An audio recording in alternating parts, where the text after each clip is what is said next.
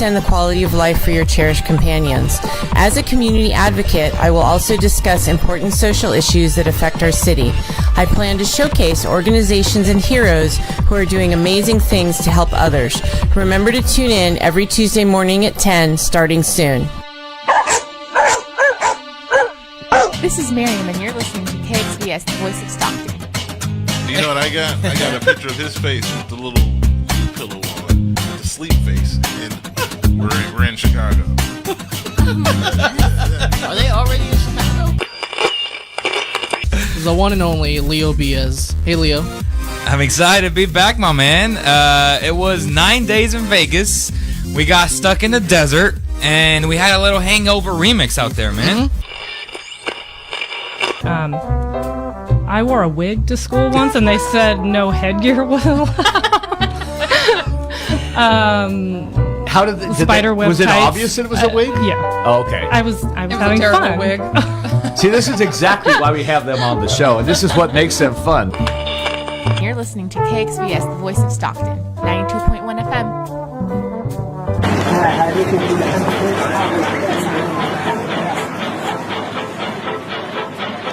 Do you want to relive the golden days of Stockton? Join Nate Knott on Stockton Alive every first and third Monday at 6 p.m. Tune into thevoiceofstockton.org.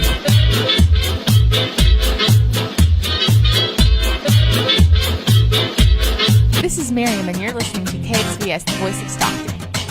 You know what I got? I got a picture of his face with the little pillow on, the sleep face, and we're in Chicago. Are they already in Chicago? The one and only Leo Biaz. Hey, Leo. I'm excited to be back, my man. It was 9 days in Vegas. We got stuck in the desert, and we had a little hangover remix out there, man. I wore a wig to school once, and they said no headgear was allowed. How did the spider web was it tights. obvious that it was a wig? Yeah. Oh, okay. I was It was having a terrible fun. wig. See, this is exactly why we have them on the show, and this is what makes them fun. You're listening to KXVS, the voice of Stockton, 92.1 FM. Attention, Stockton. Are you experiencing a transition in business, relationships, health, or your life purpose? I'm Darius Oliver, and I help people to look within and find clarity and direction in their constantly changing lives. Tune in and listen with me as I go deep into your patterns and personal cycles through divine numerology. Any life transition you're experiencing can be illuminated by an in-depth analysis of your chart.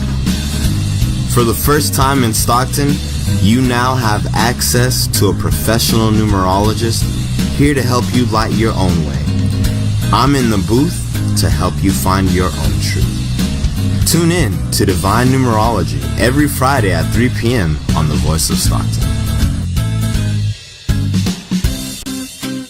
My name is Josh, and you're listening to KXVS, the voice of Stockton, 92.1 FM. The views and opinions expressed in the following program do not necessarily reflect those of KXVS, the voice of Stockton, or its parents, affiliates, management, and staff.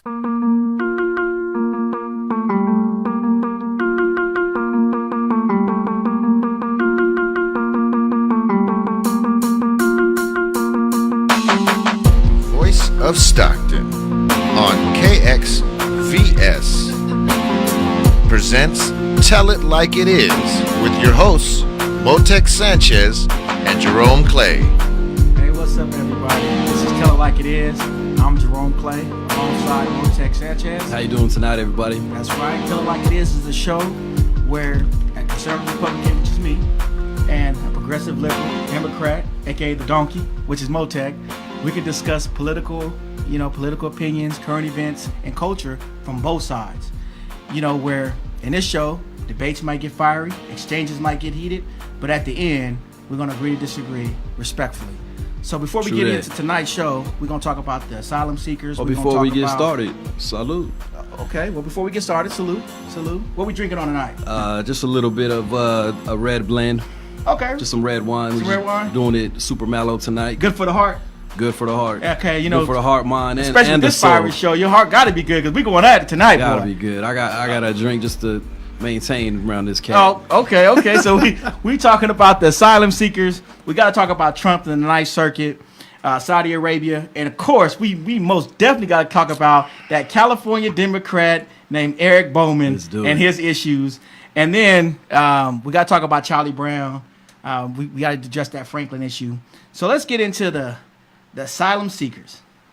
Yeah, I think today's actions at the border really kind of escalate the situation, as we saw, members of the federal government, Border Patrol, and perhaps unidentified agencies fired upon a lot of the asylum seekers, immigrants seeking refuge in the United States with tear gas. As they breached the border walls today. But let's take it back a little further. So we have about now, they say about 5,000 individuals in Tijuana, right, from Honduras, and out of these 5,000, I mean they just Tijuana's overloaded, right? They're sleeping in, baseball fields. They're sleeping on parks, right? And it's so bad that the federal government had to issue. They had to have to be protected. So you got the federal police out. You got the police, and you got their federal army out there protecting them. So now you had a group of people. I think they said about 500 individuals. Said, we're not waiting no more. Forget this. We done walked all these hundreds and hundreds of thousands of miles. We're going to breach the border. So they tried to breach the border.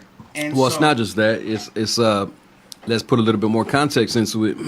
And with the recent development of the Mexican government saying they agreed with the Trump administration's stand to process their asylum.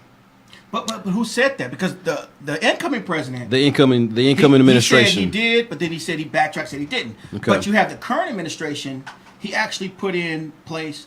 Okay, if they try to seek asylum in Mexico, they can stay in Mexico. Yeah, so that's what I'm referring to. So what you have is, as it currently stands, according to the reports that I've read. You have about 100 applications being processed a day or so, a day. Right. There's over 5,000 up to 10,000 people from different reports, depending on where the source is coming from. These people, in the meantime, are living in tents, right, in open fields, as you referred to. Don't have fields, access to food. All these kind of human necessities that their needs are not being met. I imagine there's a little bit of impatience where people are saying, well, you know what, why play this waiting game? We're going to get denied anyways. Because if the Trump administration is already coming out saying we're not going to grant these people asylum, then you tell people to go through the asylum process and you recognize that that's just going to be a waste of time ultimately. Then what is the point of sitting there and just waiting? So let's discuss the asylum process. So you have what's called the catch and release right now. Meaning if you enter to a port of entry, right, or if you enter into anywhere as the current law stands and you ask for asylum, what happens, they say, okay, well, they'll catch you and they release you and give you a date. And because they're so backed up, you want them to get a court date for 2 years. And, of course, 90% of them, or we'll get the correct data, they don't show up. So what Trump did is Trump said, okay, this is what we're going to do. If you go through Mexico and Mexico is offering you an asylum, then now, if you try to enter the port of entry, it's illegal because Mexico is offering you asylum. But just look at this.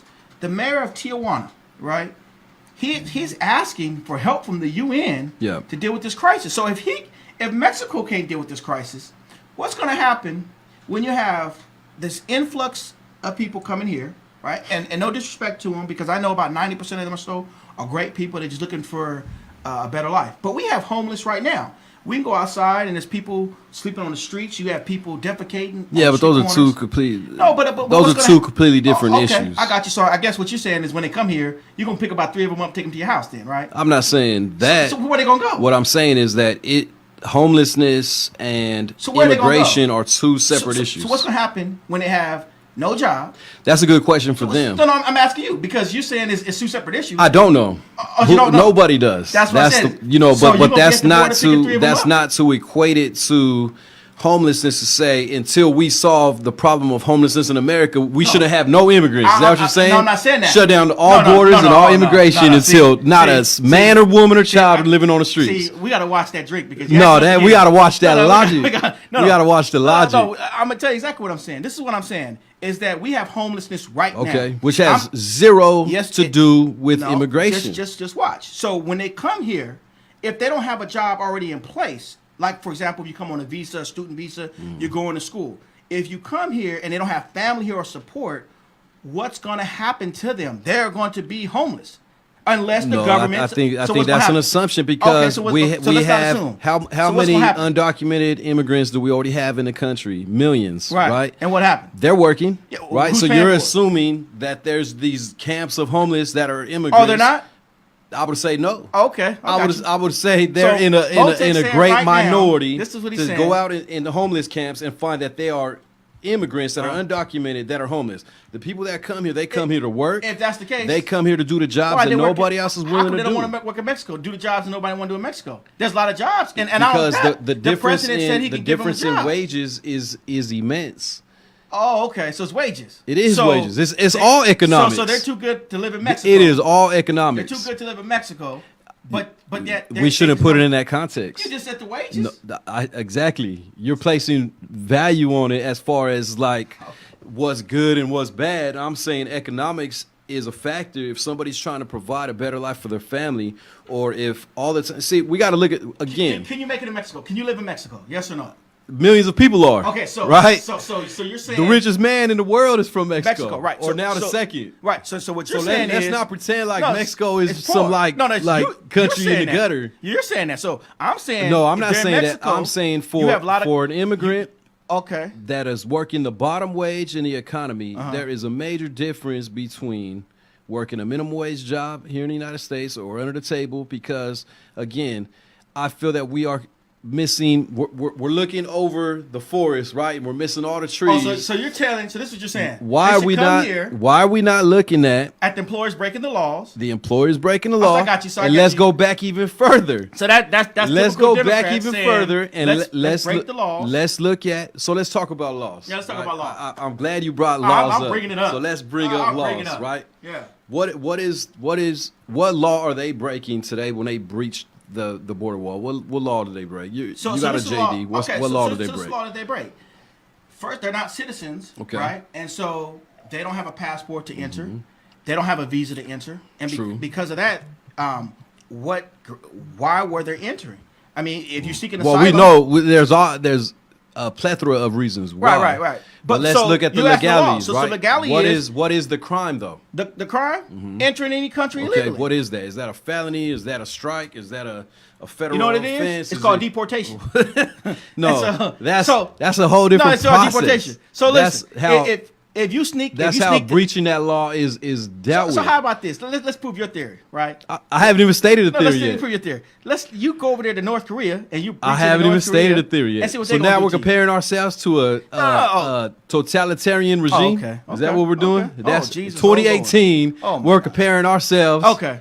America's so great again. We're comparing ourselves to totalitarian regimes. Okay. With their population on the brink of starvation. I'm saying the concept is if you enter into another country illegally, it is a crime, right? And so unless I'm not disputing that. Okay, so when they entered the country, or tried to breach the border, that was a crime. They shouldn't have done that. And I'm not disputing that. And that. so now what they've done is they traveled all those ways, right, hundreds and hundreds of miles, just to get deported back to Honduras. They didn't accomplish anything. At least if they tried to seek asylum, maybe would have got granted, right? So the Trump administration has already prejudicially said that they're not going to grant asylum, right? Why, if I came all this way, I'm putting myself in their shoes, trying to be empathetic, right? I put myself in their shoes, and just thinking strategically now, logically.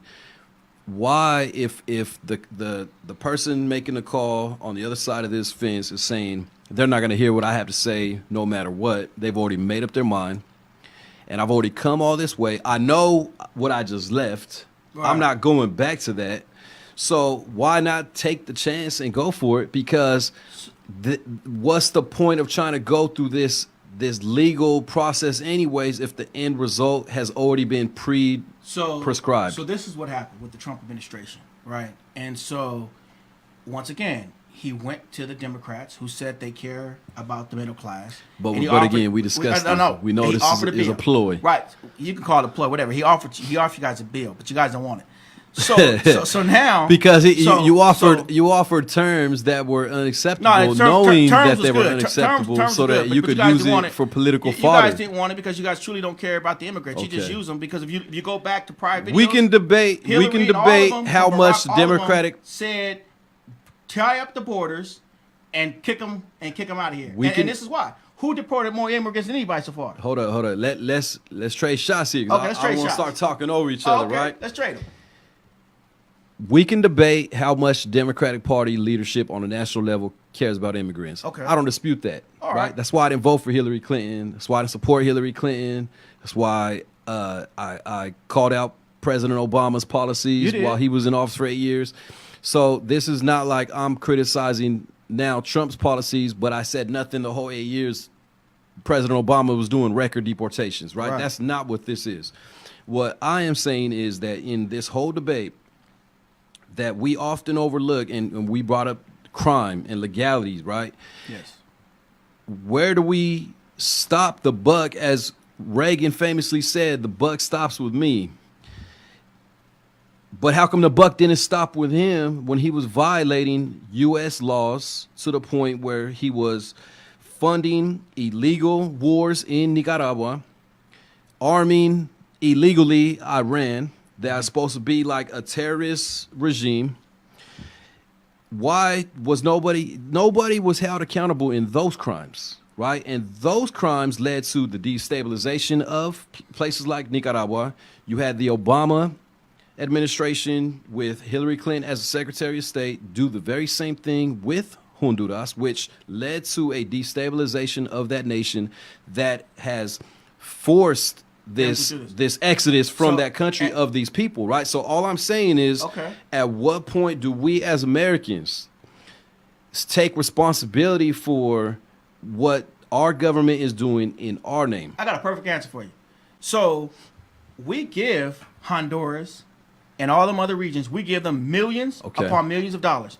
So so this is I love. Can I this. answer to that point? No. Before we get it, because I want to answer to that point. I'll let you do this Democratic rant. Right. So I love how Democrats come out and say, you know what, Reagan went in there and Reagan messed up Honduras and Nicaragua and are you denying that he did? Right. And so then is that a denial? No, I'm not a denial. Then I love how the Democrats come in and say, I didn't just say Reagan. Okay. I said Obama too. Right. So then I love how Democrats come in and say, and you know what, we owe a duty to them. But they fail to tell you that we send them millions upon millions of dollars now from taxpayers' money. And then what he's going to do, watch. I'm waiting to answer to that. I'm going to tell you what the flip marshal himself is going to do. This is what he's going to do. He's going to say, well, you can't regulate the money. You can't regulate the money, and we don't know where the money's going. And then he's going to tell us. No, we know where the money's going. See, watch you do this. Go ahead. I yield it to you. Go ahead. So let me get this straight, just for the record. Where's the money going? Your argument is that it's okay that we destroy these countries by I did not say that. Foreign policy. Oh my God. Right? By foreign policy. No. Even when that foreign policy in the case of the Reagan administration was illegal by our own laws, not even to mention international laws, right? So that's I didn't why say they that. that's I said why the they money did that we send them. Okay. To make up that's why for and I'm going to get there. For destabilizing. I'm going to get there. I know you are. And they did that to the point where they did it in secret because they knew what they were doing was wrong, even by our own standards and laws. Okay. So what I'm saying is there is a responsibility to bear there. Okay. You're suggesting by your argument right now. No, I'm saying that according to our responsibility to bear, we are sending them millions You're saying because, upon millions, hundreds of millions of dollars. So let me ask this. Okay. Who are those millions going to? Oh, see that. That makes all the difference in the world. If we destroyed their government, okay, we're giving it to their government. Now, let me hear what you're gonna say. So let me ask this. Let's look at El Salvador, right? Okay. Honduras. Do we send them money? Guatemala. You look at all these. Yes, we do. Okay, hundreds of millions of dollars, don't we? But to who though? We send them to these governments that our federal government has propped up to do the bidding of transnational corporations that control our nation's politics. So we have to look at if I started a civil war in El Salvador that destabilizes the nation, okay, sends mass exodus to the United States, and then I give millions of dollars to the regime, hundreds of millions, Yes. billions. Yeah, billions. Okay. And you're saying that's not good. I'm because- saying if it's going to the regime that we just funded with illegal weapons, as in the case of the Iran-Contra Nicaragua affair. I can't believe it. Do you think that they're going to cannot turn believe around then and give them to can't the masses of people for their betterment? No, what they're doing is they're continuing to fund these partisan politics and actions, and they're continuing to fund their militancy and civil wars that are destabilizing these nations to the point where people at the bottom who had nothing to do with either side are being forced to flee north to where they're told that it's safe. Okay, so we destroyed their government. We came back in. We gave them hundreds of millions of dollars, and we still give them hundreds of millions of dollars. It's not reach. I guarantee you, those hundreds of millions of dollars are not Okay. reaching So- the so- people who so- were so- so tear when you gassed were today in- at the border. So when you I were in guarantee when that. you was in Honduras last year, did you see where the money went? Did you? I didn't go. Can you account for it? you? Do you think? Let's look at this logically. I can Let's count look at this come out of my logically. taxes. Do you mean to tell me and all our viewers Yes, yes. that things are so bad in the country, but our government made it better by giving them millions of dollars? Here, we're gonna make No. it better for you. We're gonna No, take I'm not- care of I'm it. not saying We're that. sorry. Here you go. Here goes $1 million. No. And then it made things so good, and these people got all that money to help them, and they still said, you know what? I'm still not satisfied. I'm gonna take my children in diapers, barefoot, and I'm gonna travel so many hundreds and thousands of miles to a place that doesn't want me. So let's say why would they And do you that? think that they're You know gonna why? do that because they're comfortable, because we've offered some type of solace with some monetary compensation? Let's address that issue. Because people think the United States is the land of flowing with milk Why and do they honey. think that? They think it's the land of Why flowing- do they think I don't know that? why they think that. Because It's- we've it's- spent the last 50 years going around preaching it So you- and you bragging want your about answer, it. I'm gonna give you an answer. So they're sitting back and they said, you know what? I can go out. I can make $15 a day. But you know what? The United States is the land flowing with milk and honey. Mhm. Forget this $15 a day. I'm gonna travel to Tijuana. I'm gonna be so ungrateful. I'm gonna come on TV, which I saw. A lady said the food is nasty here. We don't even got a place to sleep here. Gonna I didn't see criticize that. people. They got good food in No, no, Tijuana, but by the they're way. I've been there criticizing- several They're times. criticizing the locals Shout for out doing to the street vendors in Tijuana. for real, but they're criticizing the people of Tijuana for not hosting them in a proper manner.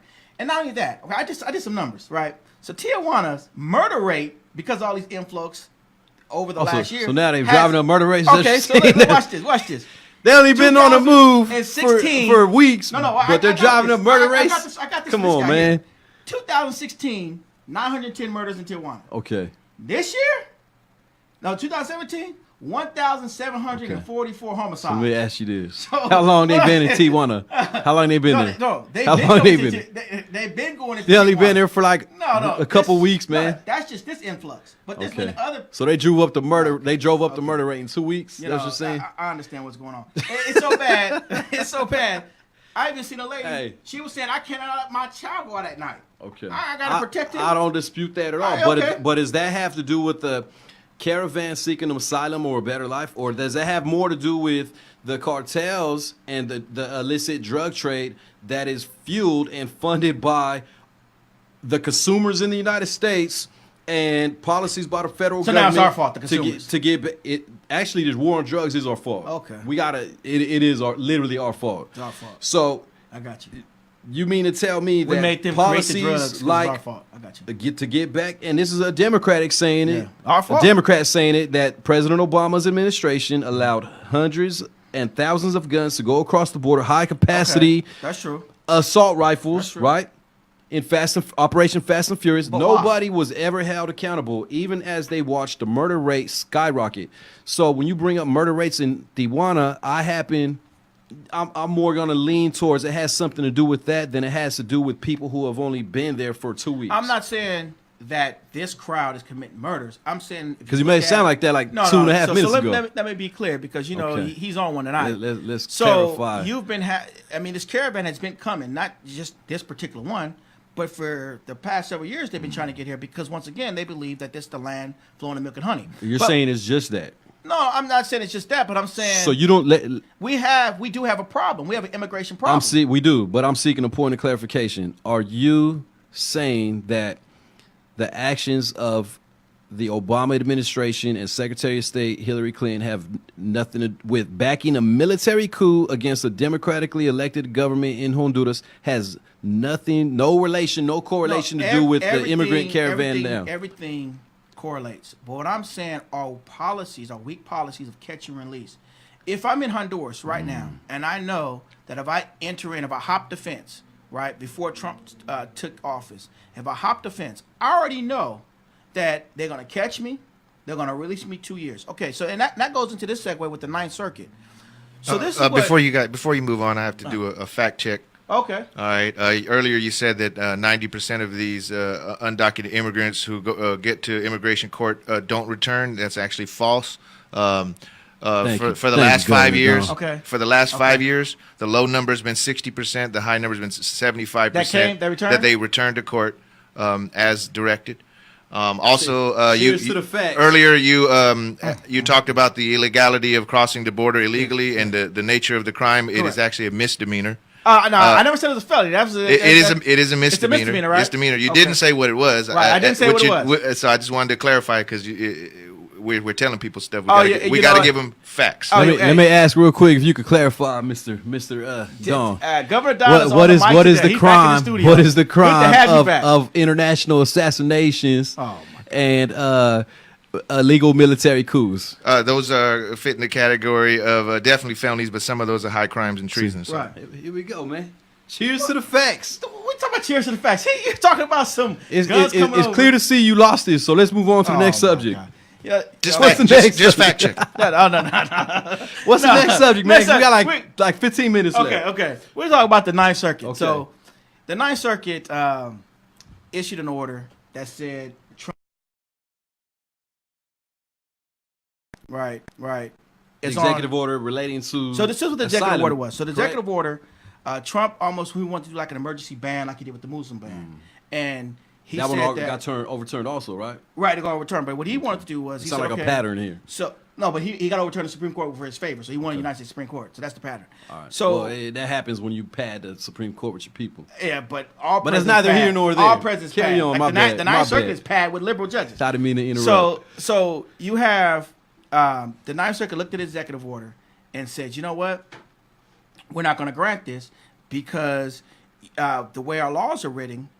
It doesn't matter if they come to a port of entry, because Trump was saying if you don't come to a port of entry, if you scale the fences or if you come in another way, that you'll be denied asylum. So what the court said, no, you cannot, and this was key. And see, let me tell you what Trump did.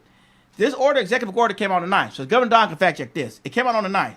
But on the 8th, what happened, the Ninth Circuit with DACA, remember Trump tried to reverse DACA. And they said he could not touch DACA. And remember, Obama legislated DACA, which was immigration, which only should be held in legislation. So the Ninth Circuit said, you know what? Obama can legislate immigration through DACA. So Trump waited to the 9th. And so he put his out there. So now you have the Ninth Circuit, which is your favorite court, the liberalist court in the world, saying, okay, Obama can legislate with DACA because Trump, you can't overturn DACA. But however, your executive order, you're not allowed to legislate.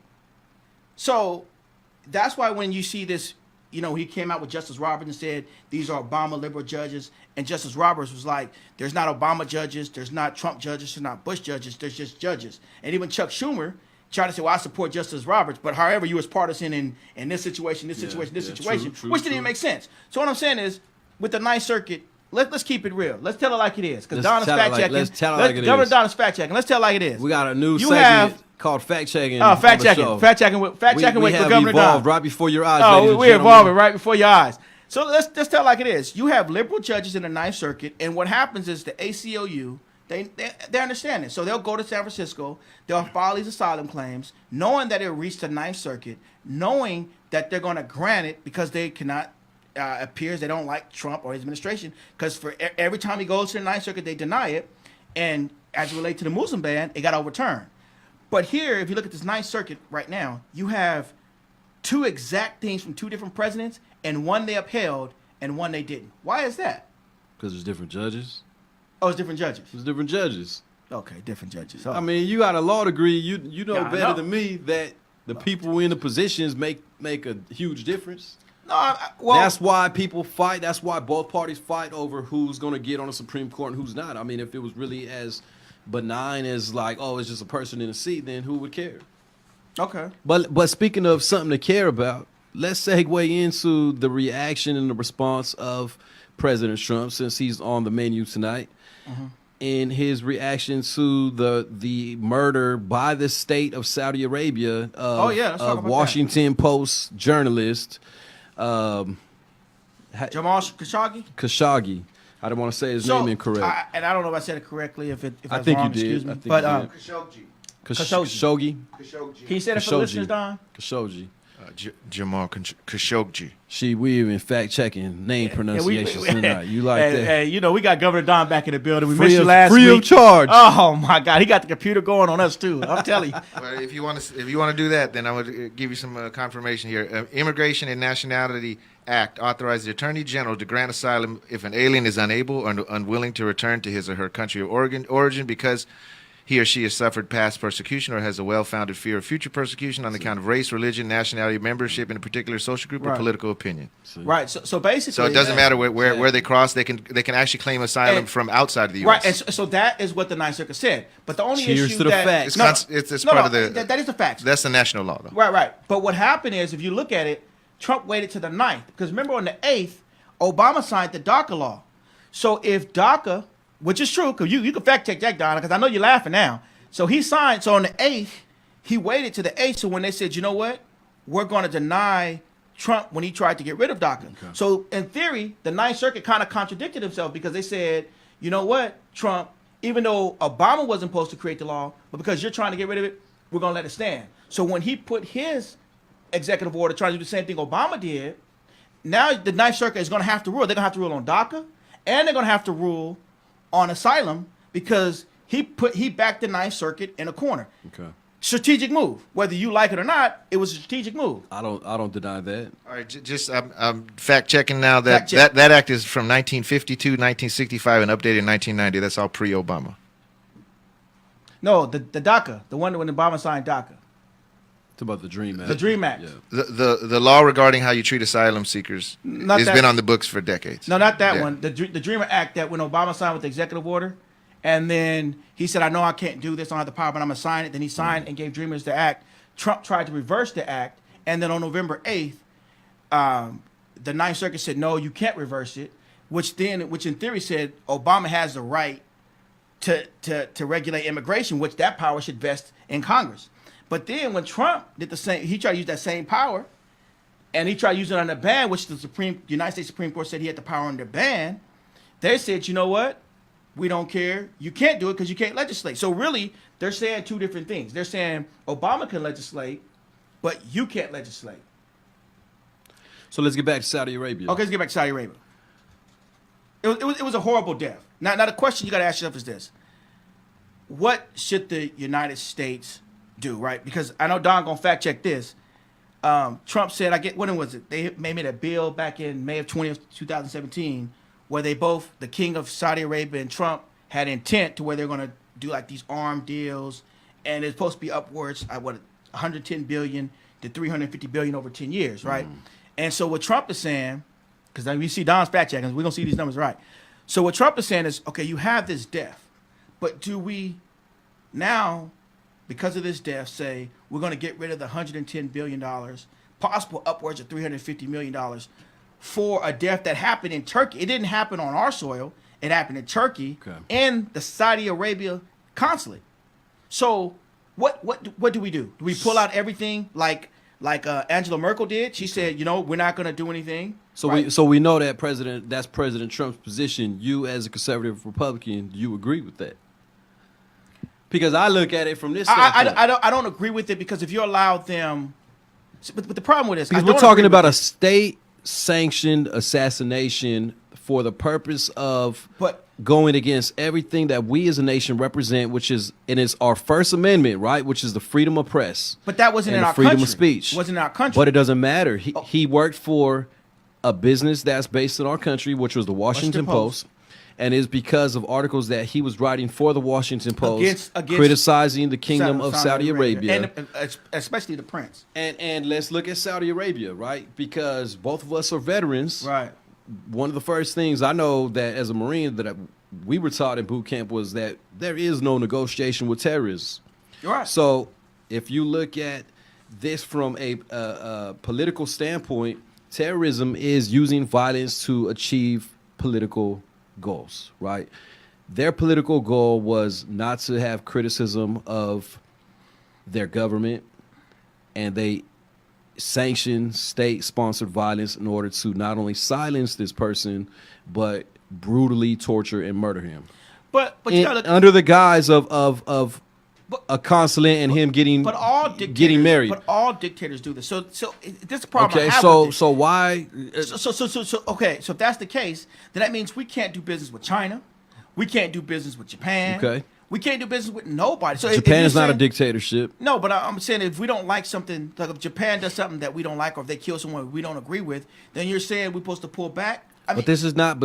Here's what makes this different. Why is it different? Let's say we look at China and they have policies of like crime and punishment we may not agree with. They're very harsh. They may have death penalties for things that we would look at and say that's not worthy of the death penalty. Mm-hmm. That's difference in crime and punishment, adjudication, all these type of things. Here we have this was not done in a judiciary manner, right? This was like a Godfather mob hit of drawing a journalist in to stifle their voice, silence their voice, who worked for an American institution of the Washington Post. The Washington Post being the same, to my recollection, we can fact check it if I'm incorrect, the same organization that helped expose the Nixon administration, right? So it's an American institution. So you have somebody working for an American institution that is in the country and the nation is supposed to be one of our allies, which is Turkey, going under the guise of needing paperwork for his marriage coming up for the Saudi Arabian consulate because he's a citizen of Saudi Arabia, which is supposed to also be one of our allies, even though Osama bin Laden was of the royal family. Right. Something like, I may be a little bit incorrect, 18 or 17 of 19 of the 9/11 hijackers were Saudi Arabian nationals. I don't know. I might be off by a number or two, right? I'm gonna fact check you. So, my thing is, at what point do we allow and continue to coddle Saudi Arabia because of the financial benefits of their oil, of arms deals? And are we as a nation, because to me this is bigger than Trump. This is a debate that should be bigger than Trump, the Trump administration, Democrats, Republicans. This is about what we are supposed to represent as the United States and traditional American values, right? Which the Republican Party is supposed to be the standard bearers of, at least that's what they say. And now you literally have a president that is saying, yes, I know this happened, but we're just going to look the other way, so to speak. And we're just going to go ahead with this arms deal. And not only are we going to overlook their assassination of an American journalist for all intents and purposes, but we're actually going to arm them with weapons of destruction so that they can continue this war in Yemen. That is another issue that we should not be looking the other way in. So to me, it is problematic on several layers. So let's look at that. First off, 15 of the 19 were citizens of so Saudi I had 19 Arabia. right. And the Pentagon disputes President Trump's figure of 110 billion. billion. It said that Saudi Arabia has signed letters of offer and acceptance for 14.5 billion, and the rest has just been. I'm just saying the reports have been 100 to 310. Well, 110 has actually been the only place we get that number is from President Trump. The U.S. government and the military say 14.5 billion. Okay. But with the letter of intent, no one knows what the exact number is going to be. All I'm saying is, let's say it's 14 billion, right? Like you said. Well, let's say it's $100, right? No. At one point, if we don't do business with terrorists, we don't negotiate with terrorists. Why are we doing a major arms deal with a regime that appears to support terrorism? No. So you not only support but engage in it. No. So look at this. You got let's say it's 14 billion. Right? We're going to take those numbers, 14 billion. So now that you're saying that's 14 billion that you have jobs that are created, right?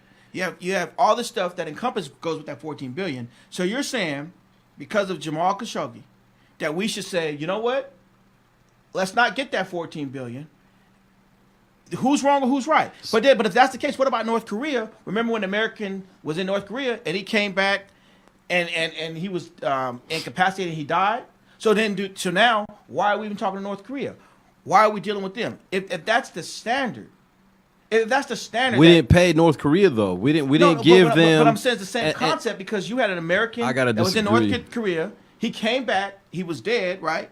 And yet we're still trying to do business with North Korea. The difference is they're saying that was their excuse, which I believe it was an excuse, obviously, was that, he died of medical complications because he had a condition. So now you believe blah, that? blah, blah. I'm not saying I believe it, but obviously But I'm saying he died of natural causes, however you look at it, right? Even if those natural causes were unnaturally facilitated. Khashoggi, if I'm saying his name incorrect, he was literally hacked to pieces while he was alive, tortured in, of all places, a embassy. Well, what about this is to me a whole different level. Like these are lines that were crossed. Well, whose embassy? It was Saudi Arabia's embassy. But still, you have the that's almost you like have the depths in which this kingdom or this government if that's is Saudi, willing to go. Why are we doing business with them? If that's Saudi Arabia's embassy, shouldn't that be their soil? We didn't even have a single sanction. The president didn't even come out and even criticize them. He went automatically to damage control. Now, if not to fact check that, they were getting sanctions. There have been no sanctions. No sanctions at all. The only sanctions that have been imposed is the individuals who are accused of the crime are not allowed to travel to the United States. There have been some sanctions. But another that's not a sanction against the government. But there was some sanctions. Another point of clarity. You alluded to North Korea. We just want to make sure the viewers understand that the United States does not sell arms to North Korea at all. I'm not saying we sell arms to them, but I'm saying if that is the standard that we shouldn't do business with these countries, then why is Trump trying to do business with North Korea? Right? You have he's not doing business with them. He's trying, and then you have he got back but Kim a Jong-un's citizen brother, that was kept as a prisoner, and he had the poison, and he put him at the airport. And that's not even Trump's doing. That's Dennis Rodman. Shout out to Dennis Rodman for making that happen. But all I'm saying is this: Chicago Bulls. If we're saying okay, shout out. If they're ruthless, if these ruthless regimes are killing individuals, and we can't do business, it's not a matter of if they are. Or they are. Then that means we shouldn't do business with nobody. No, that's not true. I mean, because Russia. Then what's the point of? Now, keep in mind, we invaded Iraq because we said that they were engaging in these tactics, right? We said Saddam Hussein. No, they said he had weapons of mass destruction. But that was one of them, right? Okay. But why did even when we found no weapons of mass destruction, we still facilitated the execution of Saddam Hussein? Well, no, we turned him over to his government, and his government facilitated the issue. That had nothing to do with us. Well, right? we didn't execute him. We didn't hang him. Let's tell like it is. Oh, we didn't hang him. Don, did we hang him? We didn't pull the lever. Don, did we hang him? But yeah, the United States hung him. Set this guy straight. Caught him in a spider hole and hung him from the rafters. Governor, tell this guy we tell him like it is. Who hung him? Tell like it is. We have to admit that it wasn't in Americans' hands. Thank you. Tell this guy. Who captured him? The Americans captured him. Who spent all the money to hunt him down? And you're going to tell me that the United States had nothing to do with it? Come on, man. Oh, my God. No. That's like believing the Saudi Arabian government had nothing to do with Khashoggi. No. We know the prince orchestrated this murder, right? No one's It's obvious. But the question is, do we say because he did this that we walk in $14 billion? I say yeah. And even though they would produce about 25% of the and then world's if you look oil, at the conflict of interest, what business transactions does the Trump corporation have with the Saudi Arabian family? Right? That's a major conflict of interest there, where we have a sitting president doing business with, not just making executive decisions on behalf as the commander in chief, but having side business. So who makes the decision not to do business with Saudi Arabia? Is it the president? Profiting or off of these relationships. No. Who makes the decision? Does the president make the decisions, or can Congress make the decisions? To me, the president is the commander in chief. So can Congress put in a bill not to work with Saudi Arabia? That's a good question. And I don't have an answer to that. They can put it. I imagine I know they they could. can. That's put definitely within the power of Congress. Right, it's within the power of Congress. Also, to clarify, the execution of Saddam Hussein was carried out by the Iraqi Special Tribunal specifically for the murder of 148 Iraqi Shiites in the town of Dujal in 1982. There you go. And who put that tribunal in power? We know the answer to that. that. No, we don't know the answer to that. But here we go. if you look at it, because you keep talking about a coalition of the willing. Okay. Coalition with no, but talk about fact checks. No, Don's on it. He on one tonight, boy. See that's what happens when Governor Don takes a week off. He comes in with a vengeance. He's not playing. So we got so much time left. He tell like no, but look at this though. But all jokes aside, what do we? It's unacceptable. In my view, it's unacceptable. Okay. For us to continue to do business with the Kingdom of Saudi Arabia without any sanctions whatsoever. I don't know the right answer. If not all out. I mean, obviously we're in a precarious situation because of their location, because of their control of oil, of a natural resource we are over reliant on, right? And because of our beef with Iran and what's going on with Israel and that whole area in the Middle East, right? Because it affects our empire. Right? So now, but the point is to say it will go down in the history books. This will be a seminal moment in American history that we sold out our values and that our covers were pulled to say. I was going to let it go, but I can't let it go now. States. Now look at this. So now to go back he's talking about our values. To the Asylum now immigrant caravan, you mean to tell me there's supposed to be more to say don't go through this fence. But the president of the United States can do business with people that murdered somebody and cut them in pieces while he was alive. Right now. The Democrats come in power January 3rd, right? They go to, I think, 3rd or the 4th. They take control of the House. They can pass a bill not to do business, and it's going to get shot down in the Senate. No, it doesn't matter because remember, it does matter. No, because and then it can get vetoed by the president. And 2/3 can come back together and make it happen. So in theory, like you, if they feel this way, your Democrats brothers should unite and say, let's put a bill on. They will not put a bill on because all of them are getting paid. Or not all of them. And that's problematic. But the problem is you have lobbyists. That's Saudi Arabia. They fund money, right? And so a lot of these congressmen, a lot of these senators, if we check them, they might have some money from Saudi Arabia. Checking needs to go on both sides.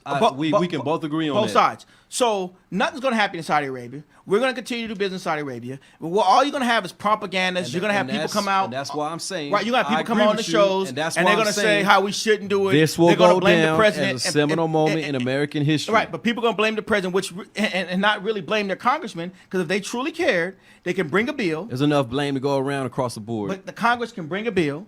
Senate can pass a bill. If President veto a bill, if it goes back, it still does not exonerate the role of the president. But let's get into this great subject. The California chair of the DNC. Speaking of shysters, right? Let's get into Eric Bowman. This is, I'm tired of the Democrats always attacking Republicans when something goes bad. Oh, we should, because you got so much material to work with. Listen, but when something happens on your end, you guys are silent as a canary. Who's you right? guys? You're Democrats. You progressive movement. I'm right. I'm not only a Democrat, but I am a delegate, an elected delegate, right. And I'm agreeing with you. Oh, right? Okay. Eric Bowman, I think, groping people with these new at the allegations of not just sexual harassment but sexual assault, which is a higher level, which is actually a crime. Full disclosure, I did not vote for Eric Bowman as chair of the party.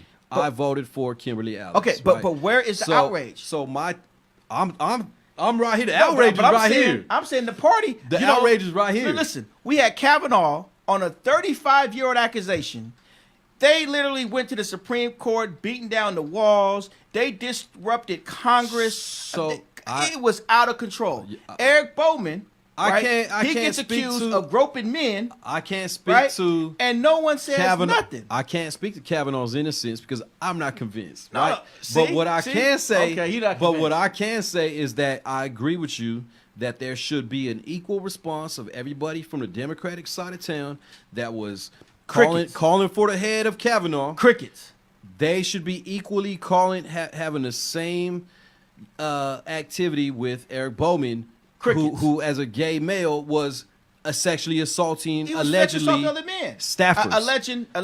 Allegedly sexually assaulting. My thing, the reason why I take it to a level that it should be taken serious because you have the vice chair of the Democratic Party who is saying, look, all of these claims have been vetted and corroborated. This is not just somebody coming out of the woodwork, and these are actual staffers on the payroll. They can cite the examples, time, Right. location. There are witnesses. To me, it takes the level of something needs to be done. As an elected delegate myself to the state party, as a representative of Assembly District 13, I agree, right? So But that's has something he stepped I down? agree with. Has he stepped down? It just barely happened. It just barely came out today. He has It stepped came out. down. It came out before today. He has. Well, it came out yesterday. Okay. So I agree.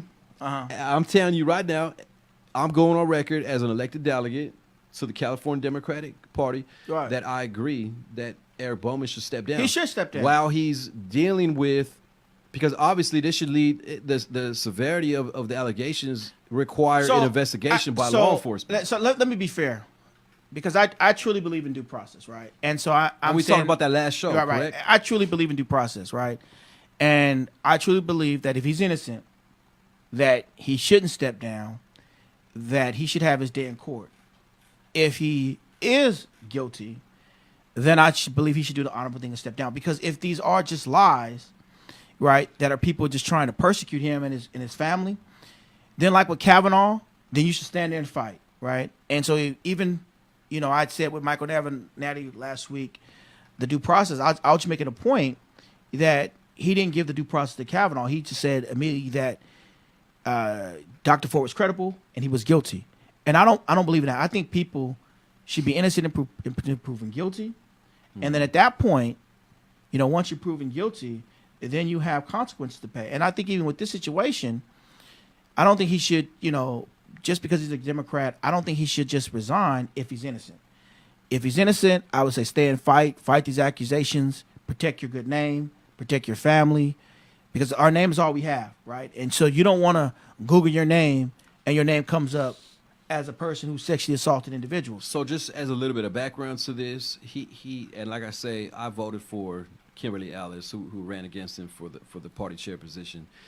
They were already, it was a contested race because not exactly the same allegations, but there were already allegations coming out about him in various other manners and modes about his being a bully, intimidating people, abusing his position, authority. There were already a trail of other instances where it did make the race for that position so contentious. And as we've discussed on previous shows, there is a split in the Democratic Party between progressive, grassroots activists and in the Democratic Party, and people that want to see the values be upheld of what we believe the party should stand for, and then there's the people who are on the other side from our perspective, which is establishment, just trying to be part of the party, just going along to get along, and being too comfy with corporations and business interests, special interests, and being, quite frankly, too much like Republicans. No, well, and I'm glad you said that, and I wouldn't even gonna bring this up on this show, but you've hit the nail on the head. If you think that Democrats are not for big corporations, look at all the money that was we know spent they are on this election.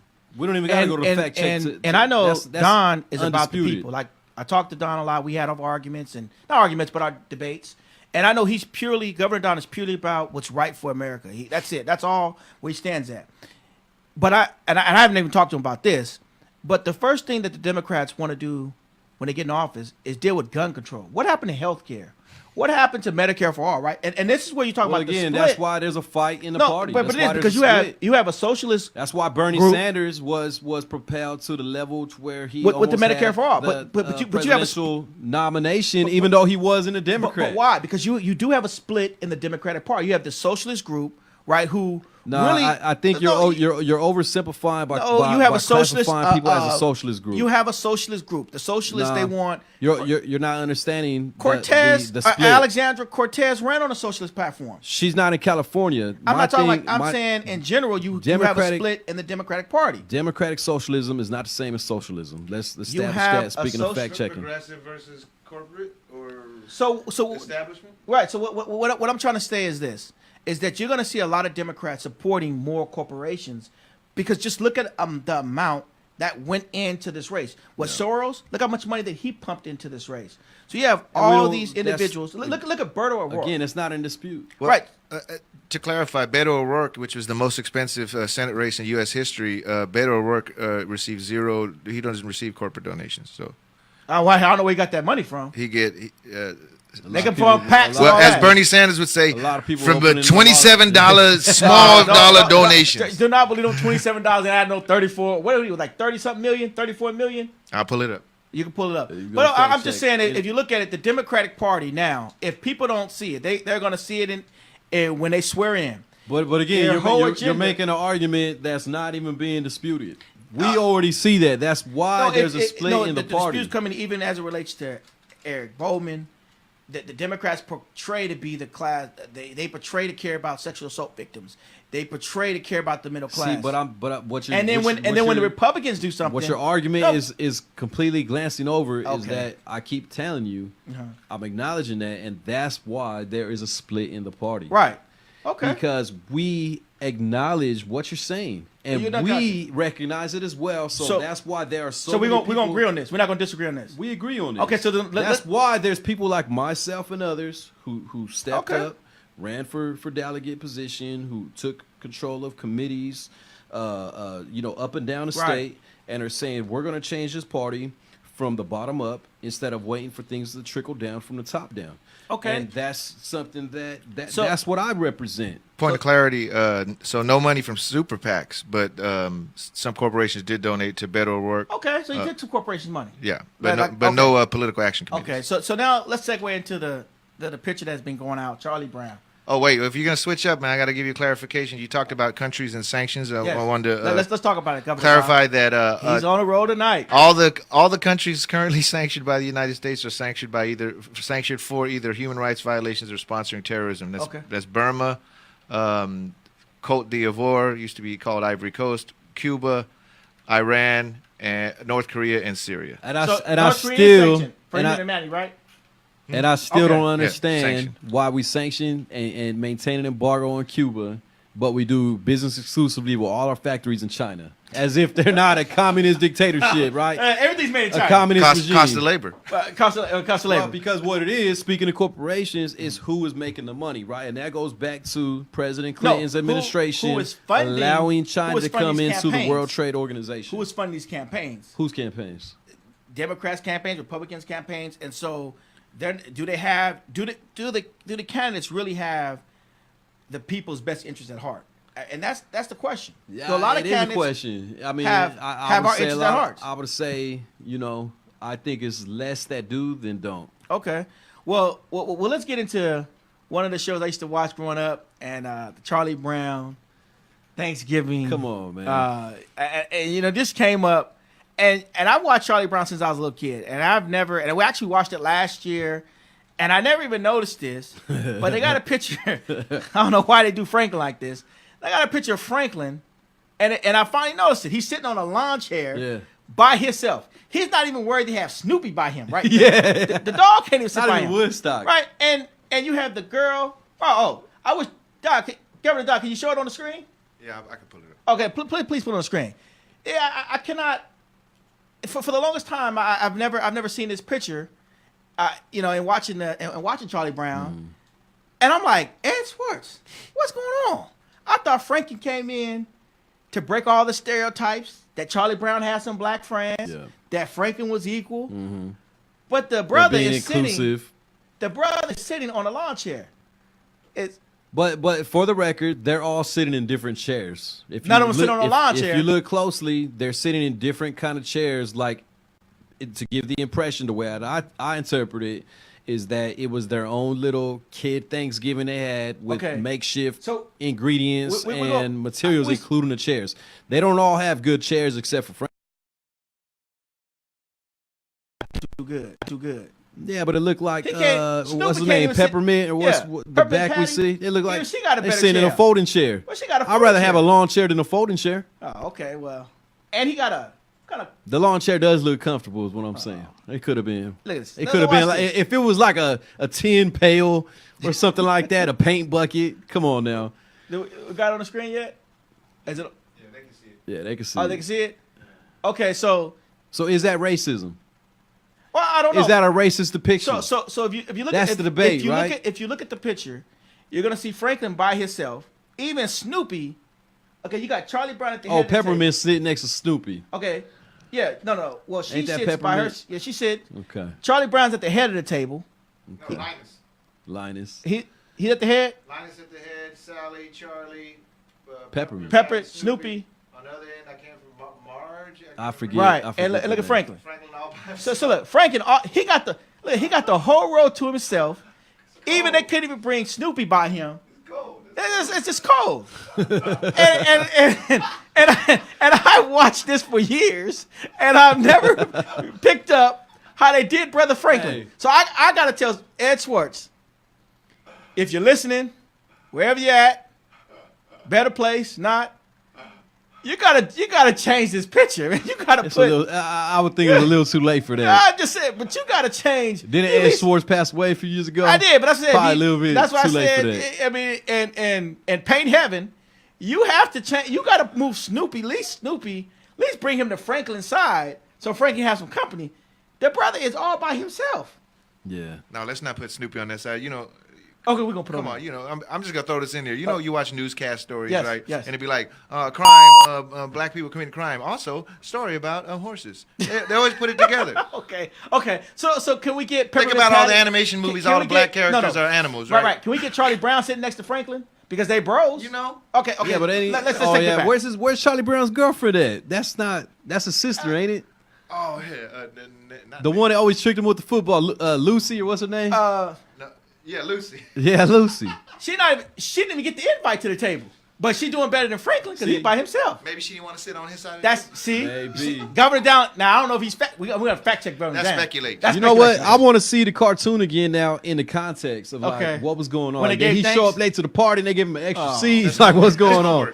Because it does look conspicuous, but again, to get back to the nature of the allegation, You know what Franklin was? Does it warrant? I know what this picture racism? reminds me of.